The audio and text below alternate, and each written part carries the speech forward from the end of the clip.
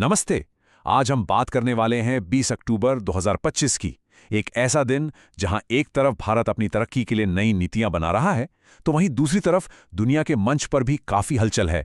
और तो और धरती के नीचे से भी एक चौंकाने वाली खबर आ रही है। तो चलिए एक एक करके इन सभी जरूरी मुद्दों पर नजर डालते हैं। तो शुरुआत करते हैं अपने देश से और देखते हैं कि भारत में विकास और सशक्तिकरण को लेकर क्या नए कदम उठाए जा रहे हैं। देखिए, माइनिंग यानी खनन ये किसी भी देश के विकास के लिए कितना जरूरी है ना? तो इसमें और ज्यादा पारदर्शिता और सस्टेनेबिलिटी लाने के लिए सरकार ने एक बिल्कुल नई पहल की है। इसका नाम है स्टेट माइनिंग रेडीनेस इंडेक्स। ये अपनी तरह का पहला इंडेक्स है जो ये मापेगा कि राज्य अपने मिनरल रिसोर्सेज को कितनी अच्छी तरह से मैनेज कर रहे हैं। तो सवाल उठता है कि राज्यों को परखा कैसे जाएगा? खैर, इसके 4 बड़े पैमाने हैं। पहला, नीलामी कितनी पारदर्शी और असरदार है। दूसरा, नीलामी के बाद खदानों को कितनी जल्दी तैयार किया जाता है। तीसरा, राज्य नए खनिजों को खोजने में कितना पैसा लगा रहा है। और चौथा, पर्यावरण को ध्यान में रखकर नीतियां कितनी अच्छी तरह से लागू हो रही हैं। और जो नतीजे सामने आए हैं वो काफी दिलचस्प हैं। जिन राज्यों के पास बहुत सारे खनिज हैं उनमें मध्य प्रदेश सबसे आगे है। लेकिन कमाल की बात यह है कि कम खनिजों वाले राज्यों में पंजाब भी बहुत अच्छा प्रदर्शन कर रहा है। इससे एक बात तो साफ होती है कि सिर्फ रिसोर्स होना ही काफी नहीं, उनका सही मैनेजमेंट सबसे ज्यादा जरूरी है।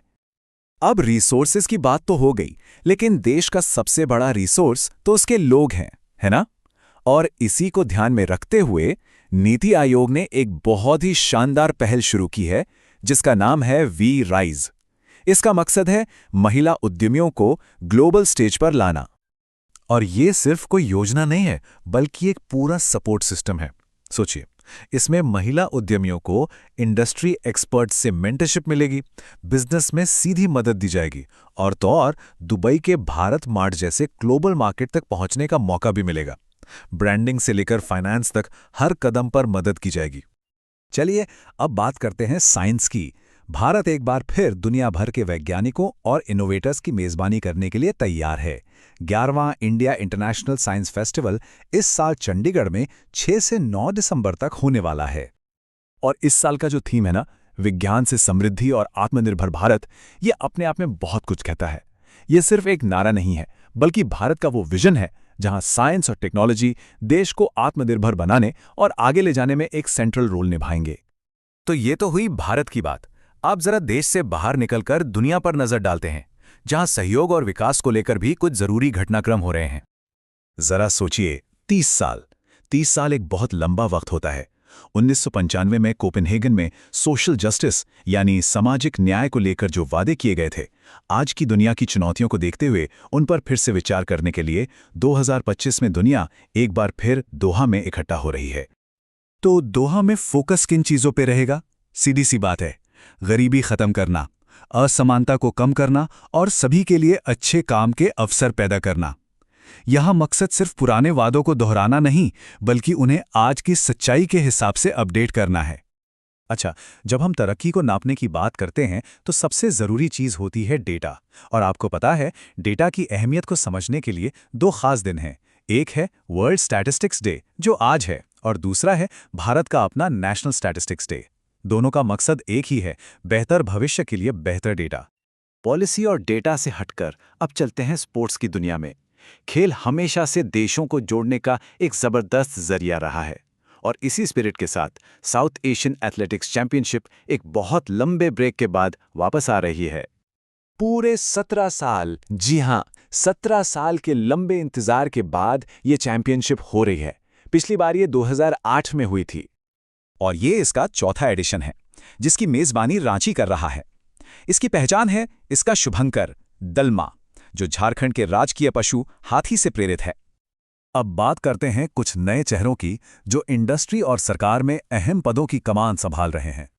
भारत की सबसे पुरानी और प्रतिष्ठित ट्रेड एसोसिएशन एसोचैम, जिसे 1920 में बनाया गया था, उसे अब एक नया प्रेसिडेंट मिला है। निर्मल कुमार मिंडा ने अध्यक्ष का पदभार संभाला है और अब वो इस ऐतिहासिक संस्था को नई दिशा देंगे। और इसी तरह राजनीति में भी एक बड़ा बदलाव हुआ है। गुजरात में हुए कैबिनेट फेरबदल के बाद हर्ष संघवी को राज्य का नया डिप्टी चीफ मिनिस्टर बनाया गया है। और अब आखिर में एक ऐसी खबर जो हमें याद दिलाती है कि प्रकृति की ताकत के आगे हम कितने छोटे हैं। एक ऐसी कहानी जो जमीन की गहराइयों से आ रही है। 7 लाख, ये सिर्फ एक नंबर नहीं है, ये एक बहुत ही लंबा वक्त है। इतने ही सालों से, यानी 7 लाख सालों से ईरान का तफ्तान ज्वालामुखी सो रहा है। एक ऐसी खामोशी जो इंसान के लिखे हुए इतिहास से भी कहीं ज्यादा पुरानी है। लेकिन अब ऐसा लग रहा है कि ये खामोशी टूटने वाली है।